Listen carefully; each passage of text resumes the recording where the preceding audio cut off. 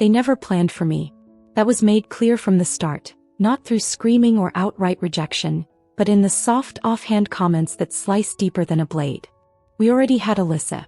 We weren't expecting another, my mother would say with a tired chuckle while brushing crumbs off the table or organizing old photo albums, none of which I was in, of course. It wasn't said to hurt me. That's what made it worse. It was said casually, like discussing the weather. Like I was an afterthought in their otherwise perfect lives. I was Cassie Monroe, born 9 years after my sister Alyssa, the golden child. My parents, Dawn and Ruth, were already in their early 40s when I came along, comfortable in their routines, proud of their first daughter's straight A's, flawless piano recitals and beaming smile in every family photo. I wasn't a disruption, I was a glitch. A misprint in their well-ordered script. From the moment I could understand words, I realized I wasn't like Alyssa. She was adored, encouraged, cheered on. I was managed. Not nurtured, not guided, just handled. If Alyssa got a B+, they called the school. If I got an A, they barely glanced at the paper. My mother once forgot to pick me up from a school field trip. When I walked home, 3 miles in the summer heat, she didn't even look up from the TV. "Well, you made it, didn't you?" she muttered.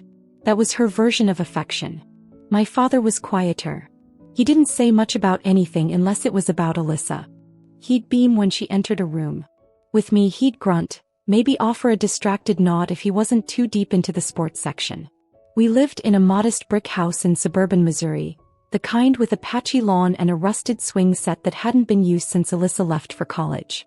My room was the smallest, tucked behind the laundry closet. I could hear the dryer buzz through the walls. Sometimes when I couldn't sleep, I'd count the seconds between cycles, wondering if anyone would notice if I disappeared. The truth? They wouldn't have. I was invisible. A placeholder. The kid who filled in the background of holiday cards but never got a solo shot. I remember once, during Thanksgiving, I tried to help in the kitchen. I was maybe 9. I reached for the mashed potatoes, trying to impress my mom. She slapped my hand away without even turning around. "Don't make a mess, Cassie. Go set the table," she snapped. Meanwhile, Alyssa walked in 5 minutes later, dumped a spoonful of salt into the green beans, and Mom laughed like it was the most charming thing in the world. That was how it always was. I didn't need to misbehave or cause drama to feel neglected. My very existence was treated like an inconvenience. The only people who ever made me feel like I mattered were my grandparents. Mom's parents, George and Lucille. I spent more time in their quiet, warm-smelling home than my own. They picked me up from school, helped with homework, taught me how to bake, how to garden, how to breathe. Grandma Lucille once told me, "Cassie, you're the best thing that's ever happened to us. Don't let anyone make you feel small." But how could I not, when the very people who brought me into this world looked at me like a wrinkle in their plans? Looking back, I think the saddest part wasn't the outright rejection. It was the silence. The subtle ways they erased me from their lives without ever saying it out loud. A missed birthday here, a forgotten parent-teacher night there. Always something more important than me. Always someone else who mattered more. That's how my life began, not with love but with reluctant tolerance. And that's what shaped me into the woman I am now. Not bitter. Not broken. But built from scratch, with no blueprint, no safety net, and absolutely nothing handed to me. If I had ever known what a real family was supposed to feel like, it came from the 2 people who weren't supposed to raise me. George and Lucille Harper, my grandparents, weren't flashy, weren't wealthy, and weren't particularly talkative, but they were everything my parents never managed to be: present. Every morning before school, I'd wait on their porch with a too big backpack and a book I'd already read 5 times, and Lucille would open the door with a smile so warm it made me forget how cold the night before had been. "There's my girl," she'd say, wrapping me in a hug that smelled like cinnamon and ivory soap. I never had to wonder if I was wanted with them. I just knew. They made their little house feel like a haven. The furniture was mismatched, the wallpaper peeling, but it felt alive. There was always something cooking on the stove, something soft playing on the record player, something blooming on the windowsill. George, a retired math teacher, used to sit with me after school and walk me through algebra problems using sugar cubes and toothpicks. "Numbers never lie, Cassie," he'd say, tapping a finger against the table. "People will. But numbers, they tell the story exactly how it is." At the time I thought he just loved math. Later, I'd realize he was trying to prepare me for a world where truth wouldn't always come from the people who claimed to love you. Lucille was the one who gave me the soft things. Warm hands in my hair when I cried. Notes tucked in my lunchbox that said things like, "You're stronger than they think." She taught me how to knead dough, how to fold a shirt right, how to keep a secret. When she sensed I was holding in too much, she'd say, "Don't let the silence win, baby." And I'd finally let myself speak. They came to every school play, even the ones where I didn't have a line. They cheered the loudest at spelling bees, wore matching shirts to my track meets, and never missed a single birthday. One time I got a 94 on a science test and George pinned it to the fridge like it was a Nobel Prize. "Smartest girl in all of Missouri," he beamed. My parents didn't even ask how I did that week. I stopped telling them. What broke my heart most was that I knew how rare this kind of love was. I'd sit at their dinner table with my chicken pot pie and hear stories about how they raised my mom, how proud they were when she graduated college, how she used to sing to them while Lucille folded laundry. I'd stare at the woman in those stories and wonder how she became the stranger I now called Mom. Somewhere along the way she lost whatever softness she once had. And yet Lucille never gave up on her. "She loves you, Cassie," she'd insist gently. "She just don't know how to show it anymore." I wanted to believe her. But even as a child I could tell the difference between absence and neglect. There were nights I'd fake sleep in the backseat of my grandparents' car, just so they wouldn't make me go home. I'd hear them whisper about me in the front seat. George would say, "The girl's got eyes like Lucille, she sees everything." And Lucille would sigh and say, "I just hope they don't break her before she gets a chance to grow." They didn't break me. Not fully. Because of George and Lucille I knew what stability looked like. I knew what it meant to be chosen not by obligation but by love. When they tucked me in at night I didn't feel like a burden. I felt like someone who mattered. I think that's why losing them hit me harder than I can explain. They weren't just grandparents. They were my only safe place in a house that never had room for me. And even now, years later, I can still hear Lucille's voice when I'm standing on shaky ground. "You're the best thing that ever happened to us, Cassie. Don't ever let the world make you forget it." When Alyssa left for college I thought maybe, just maybe, things would shift. With her gone, there'd be no reason for the spotlight to stay on her. Maybe my parents would finally look at me, really look, and realize I'd been there all along, quietly holding up corners of a home that never really felt like mine. I imagined dinners where they'd ask about my day, birthdays that came with candles and not just a grocery store cake slapped on the table like an afterthought. I was 16. I still had hope. But what I got was silence. The day Alyssa left, my mother cried like someone had died. She clung to her like she was sending her off to war, not a private university 2 hours away. My dad hugged her for so long, it started to feel like I was intruding just standing in the same room. I waited by the door with my backpack, expecting someone to notice I had school that morning. No one did. When they finally pulled away from the curb, my mom waved until the car disappeared, then turned to me and said, "Well, the house won't clean itself. Start with the bathrooms." That was the day I officially became the maid. It wasn't gradual. There was no easing into it. One week, Alyssa was folding towels and complaining about curfews. The next, I was on my knees scrubbing grout while my mom watched her soaps with a glass of boxed wine. Cooking dinner became my job too. Not in a "we'll do this together" kind of way.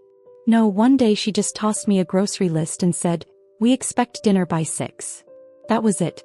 No guidance, no praise. Just an expectation. I taught myself how to cook by watching YouTube videos on my cracked phone screen, burning more than I got right for months, until it became second nature. I handled laundry, dishes, vacuuming, meal planning. I knew which setting worked best on the washing machine when Dad's shirts smelled like cigar smoke and which dryer cycle didn't shrink Mom's favorite blouse. They never said thank you. Not once. When I hesitated or forgot something, the comparison came swift and sharp. "Your sister never complained when she lived here," or "Alyssa always did her chores." I started keeping a running tally in my head of every time her name was used as a measuring stick. I stopped counting at 67.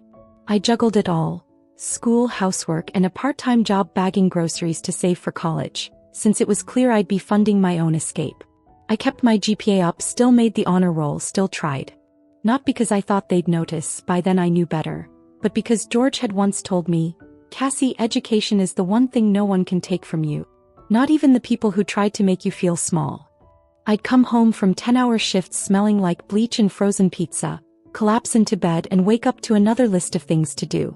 My mom would leave them on the counter in pink gel pen as if the color softened the blow. It didn't. Neither did the passive-aggressive notes like, Don't forget to wipe the baseboards. Guests do notice. We didn't even have guests. I think she just liked the control.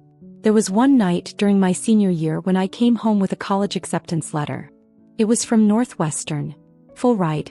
My hands shook as I opened it in the driveway. I ran into the house, breathless, holding the letter like it was a golden ticket. My mom was folding laundry in the living room, reruns playing in the background. "Mom," I said, holding it out. "I got in. With a scholarship." She didn't even look up. "Well, good," she said flatly. "Guess you'll be out of here sooner than we thought." Then she picked up a sock and asked if I'd finished cleaning the upstairs bathroom. I didn't cry. Not then. I just folded the letter back into the envelope and took it to my room. Taped it to the wall above my desk like a lifeline. That night I made dinner for them. They didn't say a word about it. But I remember what I made: meatloaf, mashed potatoes, steamed green beans. I remember because it was the last meal I ever cooked in that house. The morning I left for college, no one woke up to say goodbye. I loaded my suitcase into the back of George and Lucille's old Buick by myself, trying not to feel like a runaway. I was 18 and officially free, but it didn't feel triumphant. It felt like slipping quietly out the back door of a life I was never invited to. My grandparents had insisted on driving me to Chicago themselves. George had polished the car the day before, as if that made it more reliable. Lucille packed me snacks in a Tupperware container and made me promise to eat something besides vending machine food. "You're gonna shine up there," she told me, gripping my hand as we pulled onto the highway. "And when you do, don't you dare let anyone dim it." I don't remember much about that ride except the silence in my chest. It was like the grief hadn't hit yet. I thought it would feel like breaking chains, but it felt more like floating, untethered, uncertain, but finally moving. When we arrived at campus, my grandparents helped me unpack every box, made my tiny dorm room feel like home. Lucille slipped a card under my pillow when she thought I wasn't looking. Inside, in her delicate handwriting, were the words, "You were never invisible to us." I cried the moment the door shut behind them. College was brutal in the beginning. I had no safety net, no bank account for mom and dad, no emergency credit card, no care packages. I worked 2 jobs. One at the campus library and another waiting tables at a diner where the floors were always sticky and the coffee always burnt. I'd come home at midnight, reeking of hash browns and bleach, and still manage to write papers until dawn. But I loved every exhausting second. For the first time, I felt like I had a shot at a life that belonged to me. No one expected me to fail. No one expected anything, actually, and that gave me room to become something. The finance program was competitive, cutthroat, full of legacies and kids whose last names were on campus buildings. I was the only girl in my cohort with thrift store shoes and secondhand textbooks. But I was also the only one who knew what it was like to earn everything with blood and bone. Every time someone underestimated me, I thought of Lucille's voice whispering, "Shine, baby." And I did. My professors started noticing. One of them, Dr. Hendricks, pulled me aside after class one day and said, "Cassie, you've got edge. The good kind. The kind that makes Wall Street nervous." It was the first compliment I'd ever received from someone who wasn't related to me. I took that edge and carved a future out of it. I interned at 2 financial firms before graduation and landed a full-time job at one of the top investment firms in Chicago 6 weeks after getting my diploma. I moved into a tiny apartment with paper-thin walls and a broken radiator, but it was mine. No chore lists, no shame, no one reminding me I was second best. The first paycheck I got, I took it straight to a diner, sat down alone, and ordered the biggest breakfast on the menu. I didn't even finish it. I just wanted to feel what it was like to eat something hot without worrying about cleaning up after. That same day, I mailed a check to my grandparents. They never cashed it. Instead, George called me and said, "You keep it, Cassie. Build something with it. That's how you thank us." And I did. Every late night, every meeting I crushed, every client I impressed. I did it with that fire lit by people who saw value in me when my own parents only saw inconvenience. I rose through the ranks, earned promotions, bonuses, respect. I was 26 and managing portfolios worth millions while my old classmates were still figuring out how taxes worked. I wore suits that fit. I smiled without faking it. I built a name, a career, and a life that had nothing to do with the Monroes. I didn't call home. They didn't call me. The silence felt mutual. Until one day, 8 years after I'd walked out of their house for good, the phone rang. My mother's voice on the other end was brittle, tired, unfamiliar. "Your sister's having a hard time," she said. Things aren't stable. I didn't ask what that meant. I already knew. Alyssa's instability, as my mother so carefully phrased it, was the beginning of the unraveling. I didn't need details. I'd seen it coming for years. She'd married a man named Paul, nice enough on the surface, all handshake and cologne, but with eyes that darted too fast and a job history thinner than a gas receipt. Last I heard, he was bouncing between sales gigs and Alyssa was trying to start a boutique that never made it past the Facebook page. The golden child's glow had dulled, but in my parents' eyes, it was still the world's fault for dimming it. They've fallen on hard times, my mom said during that first call, as if she wasn't the same woman who once told me to take out loans and figure it out like adults do. They had to move in with us. It's temporary. I didn't say anything. I knew better. What started as temporary turned permanent fast. Alyssa and Paul moved into my old room, the one with the squeaky vent and peeling wallpaper that no one ever bothered to repaint. My parents poured money into them like sand into a sinkhole. Rent, groceries, car repairs, school supplies for the twins they now had. 2 wide-eyed kids with Alyssa's dimples and Paul's restlessness. Suddenly my mother's voice sounded older. Tired. She'd call me more often now. Not to ask how I was. Just to vent. It's hard, Cassie, she'd sigh. Your father and I are doing everything we can. But it was never just a call. There was always a pause. A hesitation. A lead up to something else. Do you think, she said one afternoon, maybe you could help us out a bit? There it was. They didn't ask for much at first. A little help with utilities. Then car insurance. Then maybe just a few hundred to cover an overdue medical bill. I sent the money. Quietly. Anonymously sometimes. I didn't do it for them. I did it because I couldn't stand the idea of those kids going without. It wasn't their fault they'd been born into the same broken dynasty I escaped. Still, every dollar felt like a string pulling me back into a story I'd already rewritten. Then came the house. It started as a passing comment. My dad, who rarely called me at all, left a voicemail. The old place is falling apart. We're thinking of downsizing. Something manageable. I ignored it. Then my mother called the next week, voice syrupy sweet, which always meant she was about to ask for something big. Would you ever consider helping us get a new place? I wanted to hang up. I wanted to scream. But instead I sat in silence while she talked about their bad knees, the leaky roof, how hard it was to get up and down the stairs with 2 growing grandkids around. We just want a fresh start, she said, like I was the one who'd stopped them from having one. I don't know why I said yes. Maybe part of me still wanted to believe there was a version of this family where I was more than a footnote. Maybe I thought that if I gave them something undeniable, something permanent, they'd finally see me, not as the mistake they had to deal with, but as the daughter who made everything possible. So I bought them a house. Not just any house. A beautiful 1-story ranch with a wraparound porch and a backyard big enough for 2 kids to run wild in.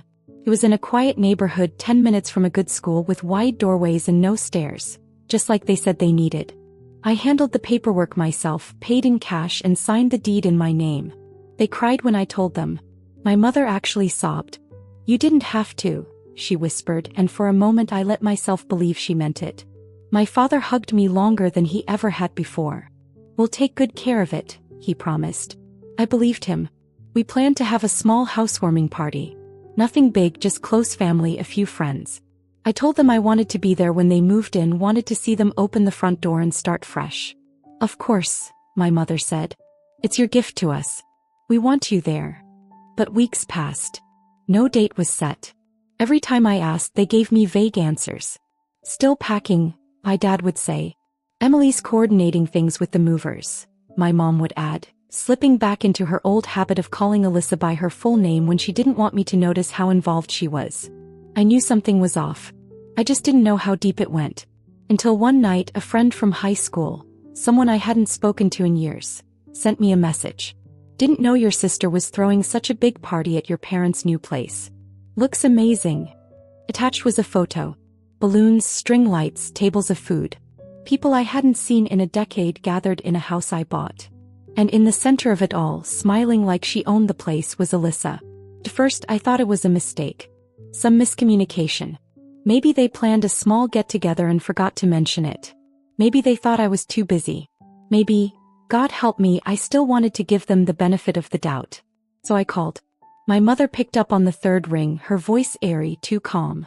"Oh, Cassie. What a surprise." I forced my voice to stay steady. "Hey, just wanted to ask about the housewarming party. You know, the one I wasn't invited to." There was a pause. Then a long sigh. "It wasn't really a party," she said. "Just a little something Alyssa threw together. Nothing big. Nothing big. Balloons. Catering. Dozens of people.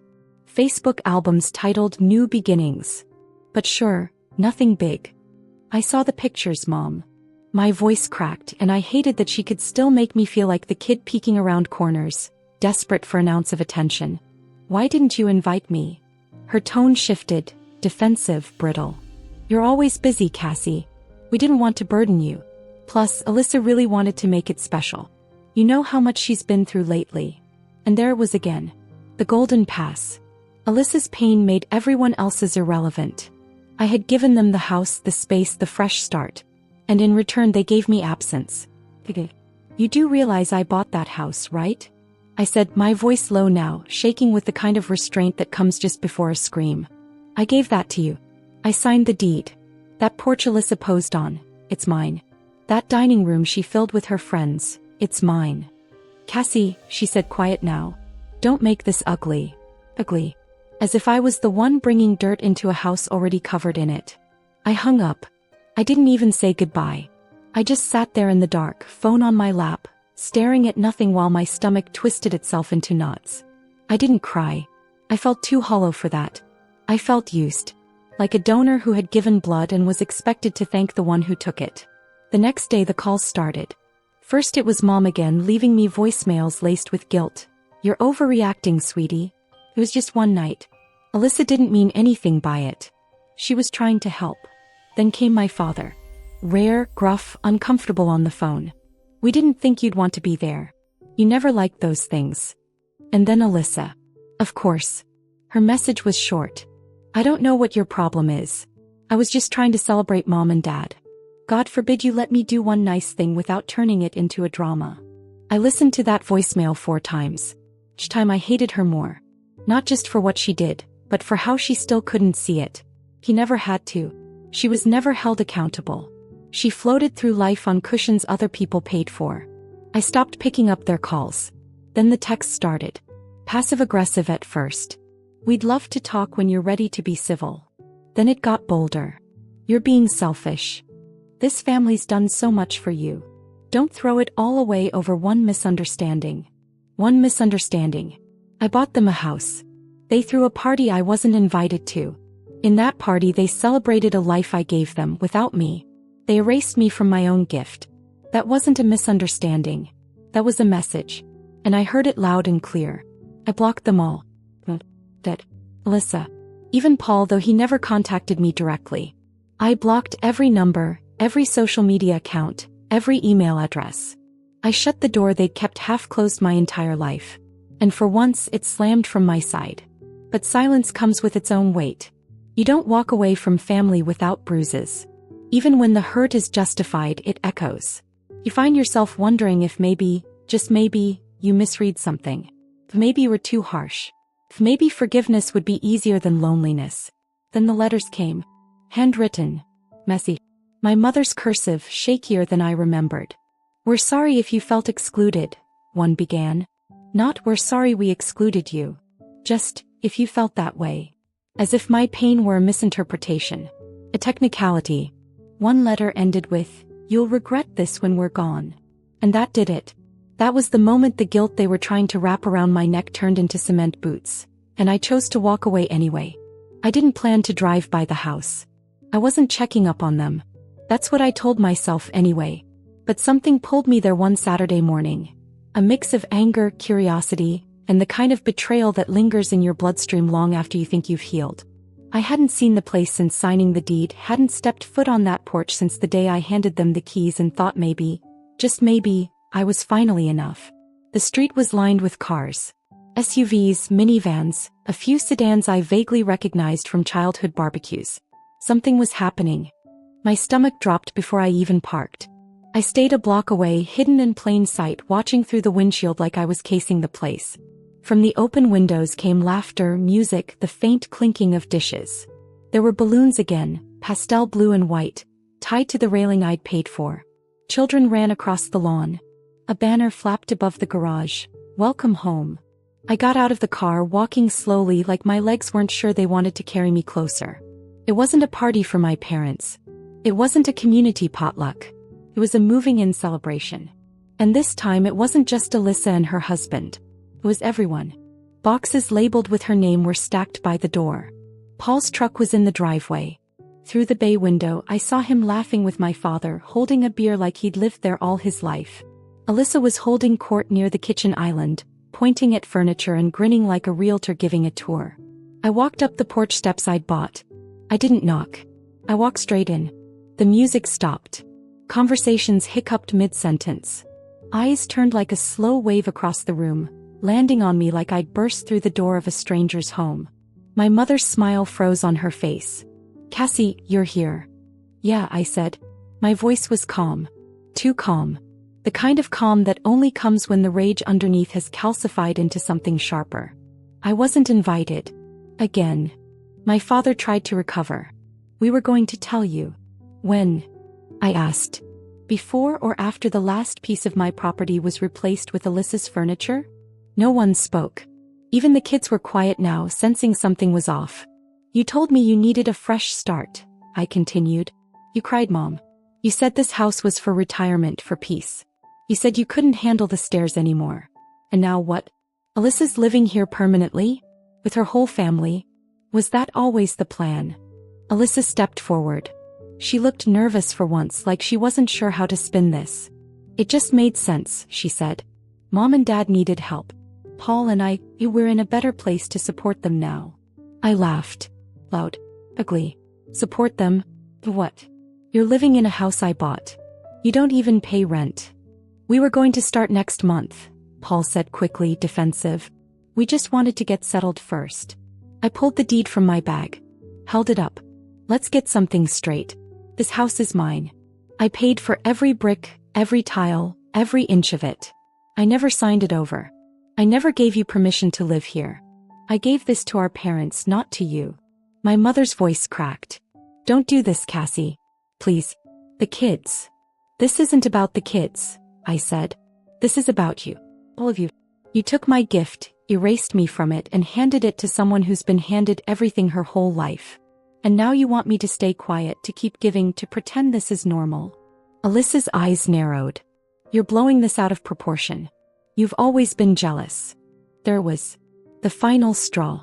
"I spent my entire life trying to earn a seat at this table," I said, voice shaking now. "And when I finally bought the damn table, you let someone else sit at it. I'm done." I turned to the guests. Neighbors, old family friends, people who had smiled at me when I was 12 and ignored me when I was 16. "This party's over," I said. "Everyone out.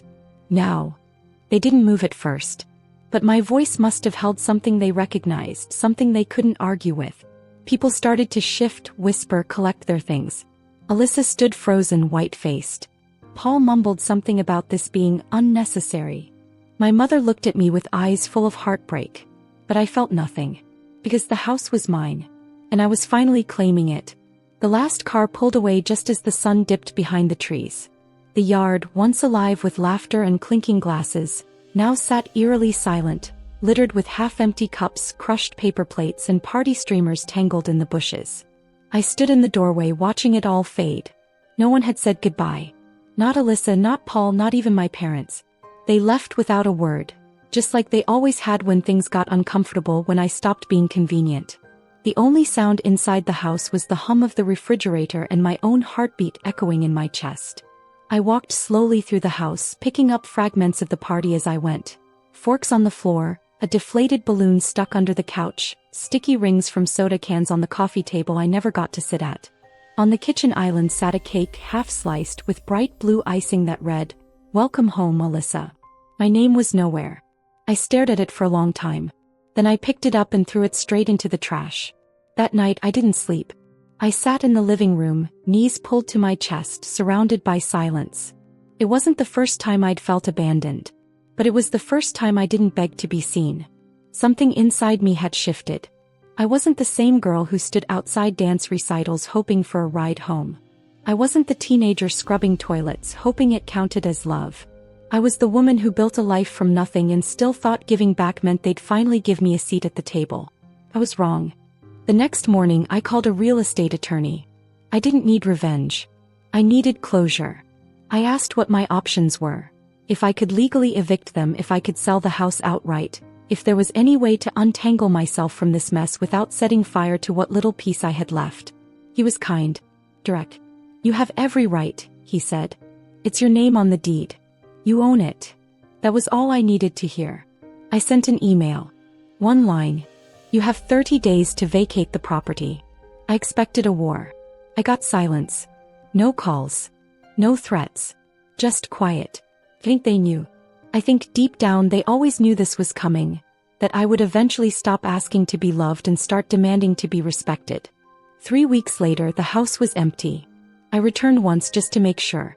The rooms were stripped bare, but in the living room corner, someone had left a single thing behind. A framed photo of my parents with Alyssa on her wedding day. I picked it up, stared at their smiling faces, the arms wrapped around each other like a perfect little trio. I thought maybe I'd feel sadness. Maybe a tear would sneak out. But all I felt was relief. Like I was finally standing on the other side of a long, cold tunnel. I didn't keep the photo. I didn't need proof of what they chose. I already knew. I listed the house the next day. It sold fast. Good neighborhood, updated appliances, plenty of space. The money hit my account and I didn't even flinch. No guilt. No second guessing. Just clean lines and closure. People say family is forever. But sometimes forever is a cage. And you don't realize how heavy it is until you finally put it down. I'd carried them long enough. Through neglect, dismissal, guilt, manipulation. I bought them peace and they used it to erase me. So I gave them what they wanted. My absence. The first night in my new apartment, I didn't hear a single voice but my own. No passive-aggressive sighs from the other room. No thinly veiled guilt trips echoing through the phone. Just the sound of a city breathing outside my window and me, alone but not lonely. I lit a candle, sat on the floor with takeout and let the silence settle. It didn't feel empty. It felt earned. Like peace had finally decided to sit beside me after years of hiding behind closed doors and unanswered calls. I kept waiting for the ache to come. For the guilt to creep back in. For the voice in my head that always whispered, "Maybe you were too harsh." But it never did. Or maybe it spoke one last time and I didn't answer. That silence wasn't cold, it was clarity. And clarity is loud in its own way. It doesn't scream or beg. It just exists. Unapologetically. People asked questions, of course. Friends from college who still talked to their moms every day. Co-workers who couldn't fathom what it meant to cut off your own blood. "Don't you miss them?" one asked. And I paused, not because I didn't have an answer but because I realized something. I missed the idea of them.